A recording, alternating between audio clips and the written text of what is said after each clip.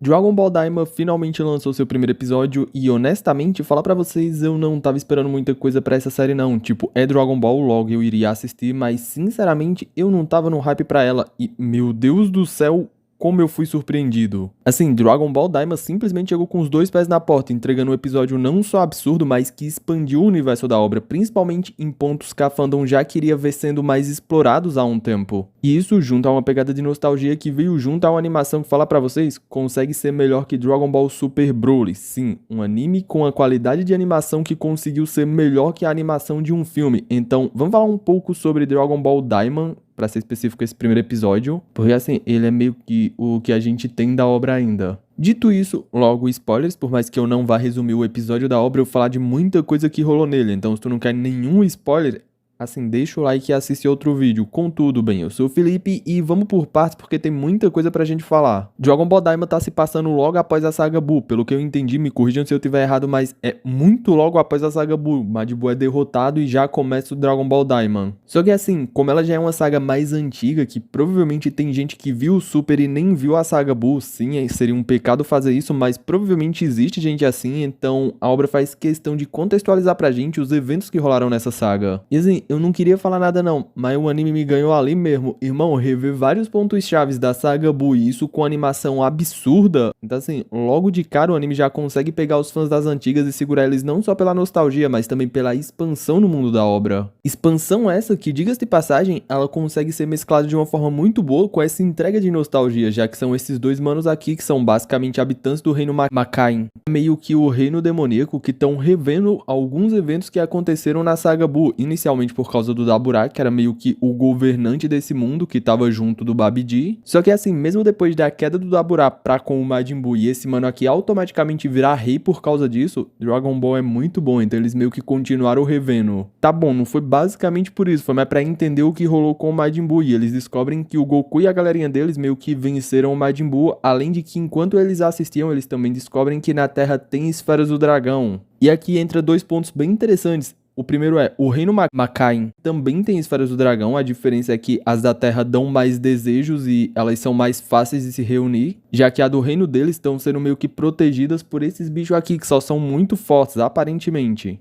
E talvez a gente veja eles lutando com o Goku e a galerinha. E outro ponto bem interessante é reafirmar mais uma vez o quão absurdo são as esferas do dragão, um bagulho que eu acho que muita gente esqueceu depois, principalmente que foram apresentadas as super esferas do dragão. Mas ainda assim, tipo, as esferas do dragão ainda são itens absurdos, elas são mais limitadas, mas ainda assim elas realizam uma pá de desejos que podem deixar qualquer um muito quebrado. Além de que a reação deles ao verem as esferas do dragão também deixa bem claro pra gente o quão relevantes e importantes são esses itens mesmo fora do universo 7 e dos outros universos, tipo, transcendendo pra outros reinos. O que é interessante porque valoriza de novo um item que meio que acabou perdendo muito do brilho dele com o passar do tempo de Dragon Ball, um item que era muito importante no início de Dragon Ball. Contudo, o plot inicial do episódio se baseia meio que nisso, eles ficam com medo do Goku e geral decidir invadir o reino deles e meio que passar o cerol em geral, que faz eles irem para o reino padrão, vulgo universo 7, com o plano de usarem as esferas do dragão para meio que impedir isso. E para fazer isso, eles meio que vão fazer geral que lutou com o Majin Buu virar criança, para meio que não serem uma ameaça. E quando eu ouvi isso, eu só muito lembrei do Gohan batendo no céu enquanto ainda era uma criança. Mas assim, no fim, eles acabam meio que decidindo colocar os adultos para voltarem a ter 6 anos e as crianças para voltarem a ser literalmente bebês. E sinceramente, esse ponto me lembrou muito o que rolou no Dragon Ball GT, só que com a diferença de que no Dragon Ball Daima meio que tá rolando com geral, no GT foi meio que só com o Goku. Uma parada que honestamente foi bem legal de rever, porque além de lembrar do Dragon Ball GT, bateu um pouco de nostalgia. Ah, Dragon Ball GT não é canon. Não é canon, mas é muito bom. E assim, ao mesmo tempo que isso foi meio que um plot simples, também foi uma parada muito inteligente de se nerfar geral. Eu só fiquei na dúvida com o que vai rolar com o Mestre Kami, porque assim, eu posso estar muito enganado, mas pelo que eu lembro, ele não lutou com o Majin Buu, tipo, ele não foi pra linha de frente contra o Majin Buu. E assim, talvez eles só ignorem isso e sigam em frente, talvez eles só ignorem isso e sigam em frente, contudo, vai ser o menor dos problemas. Contudo, o foco daí pra frente provavelmente vai ser voltar à idade normal, óbvio, mas também vai se ligar ao terceiro olho demoníaco, que é meio que o artefato que o Goma quer pedir ao Shenlong como segundo desejo. Aí, Goma é esse carinha que aqui, e basicamente esse artefato que ele quer pedir é meio que um bagulho muito antigo que deixa o usuário dele muito bufado. Mas deixando de lado um pouco o esqueleto do episódio de uma forma bem resumida, vamos falar de alguns outros pontos bem interessantes que rolaram nesse primeiro episódio. O primeiro deles é a forma que a obra se expandiu logo de cara, contextualizando mais pra gente sobre os Namekuseidins, que na real eles não são propriamente dito alienígenas. Originalmente eles eram demônios que de alguma forma saíram do reino demoníaco e se estabeleceram fora deles. E aí sim, nesse ponto, na nossa visão, eles passaram a ser alienígenas, mas originalmente eles não são isso. E isso não só conserta algumas incoerências, mas também já expande nossa visão sobre o universo da obra. Tipo, será que isso só rolou com os Namekuseidins? Quais mais raças a gente tá acostumado a ver que são basicamente raças normais pra gente, só mais um alienígena em Dragon Ball, que na realidade não é isso, são basicamente seres sobrenaturais. E indo além, uma dúvida que eu fiquei aqui que eu quero compartilhar com vocês.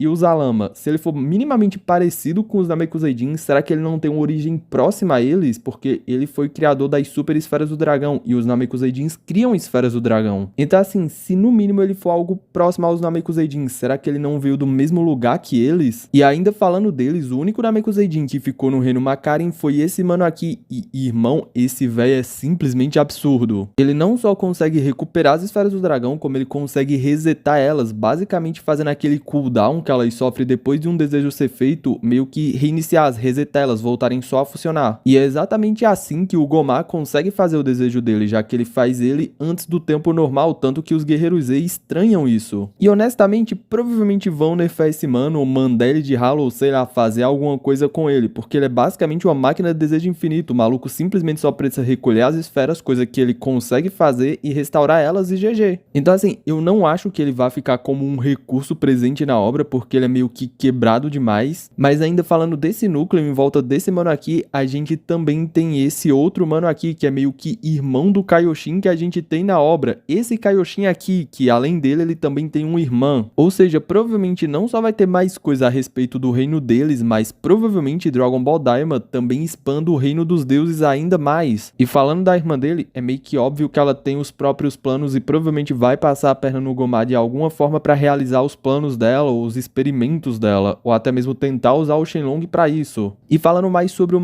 Makain, irmão, é impressionante como a obra mostrou tão pouco desse reino e conseguiu me fazer ficar tão interessado nele, já que sim, ele parece que vai ser algo gigante em relação à lore e que vai expandir muito a lore de Dragon Ball. Uma parada que, vamos ser sinceros, não rola com tanta frequência não, a gente tá mais ali num foco central em volta do Goku e muitas vezes até reciclando personagens que a gente já conhece, como o próprio Freeza ou o Cell. Só que Dragon Ball Daima tem muito dessa pegada Dragon Ball de ser, ele é simples, tá ligado? Mas ainda assim consegue ser genuinamente bom, tanto que esse primeiro episódio tem seus 30 minutos e passa como se fosse 5. E digo mais, o grande foco desse primeiro episódio não são necessariamente os Guerreiros Z, e sim esses dois manos aqui, que estão meio que ficando por dentro dos eventos. E ainda assim, você não fica incomodado com esse foco geral no outro reino e em outros personagens, tipo, eu quero ver o Goku e os outros, porque você tá vendo meio que o Goku e os outros, e ao mesmo tempo a obra tá apresentando novos personagens e expandindo o próprio universo. Porque assim, é muito interessante. Então assim, como fã de Dragon Ball, por mais que tenha um ou outro ponto que possa ir contra falas de Dragon Ball Super, eu passarei pano e fingirei demência, porque honestamente Dragon Ball Daima consegue ser simplesmente absurdo. Então assim, ele consegue ser uma surpresa boa em vários aspectos. Então honestamente, como alguém que não tava no hype pra essa obra, eu só digo que vem o segundo episódio porque ele já tá demorando muito. Contudo, fala aí o que vocês acharam desse primeiro episódio de Dragon Ball Daima. E se tu gostou do vídeo, se inscreve aqui no canal e ativa o sininho. E fazendo isso, você vai ser notificado quando sai vídeo novo. Só são 3 notificações por semana. E estando inscrito, tu não vai estar perdendo os futuros conteúdos. O que tu quer ver, tu clica em cima. O que tu não quer ver, tu arrasta pro lado. E meio que vida que segue. Deixa o like também. O like também me ajuda muito. E se possível, o hype up. Fiquem todos bem, a gente se vê numa próxima. É meio que isso. Falou.